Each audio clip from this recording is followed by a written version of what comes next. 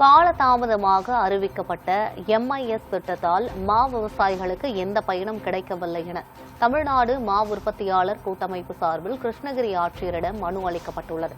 அதில் வரும் 6ஆம் தேதி தாக்கல் செய்யப்பட உள்ள வேளாண் பட்ஜெட்டில் மாநில அரசு 100 கோடி ஒதுக்கி பாதிக்கப்பட்ட மா விவசாயிகளுக்கு நேரடியாக இழப்பீடும் ஆதரவு விலையும் வழங்க வேண்டும் என வலியுறுத்தப்பட்டுள்ளது. குறைந்தபட்சம் 1 கிலோவிற்கு 5 ரூபாய் நிவாரணம் வழங்க வேண்டும் என்ற கோரிக்கை விடுக்கப்பட்டுள்ளது.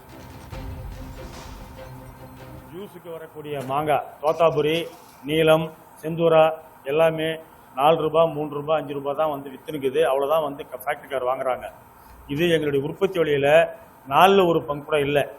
அதனால மா விவசாயிகள் எல்லாம் ரொம்ப கஷ்டத்திலையும் ரொம்ப நஷ்டத்திலையும் எங்களுடைய வாழ்வாதாரத்தை இழந்துவிட்டு ரொம்ப பரிதவித்துக் கொண்டு இருக்கிறோம்.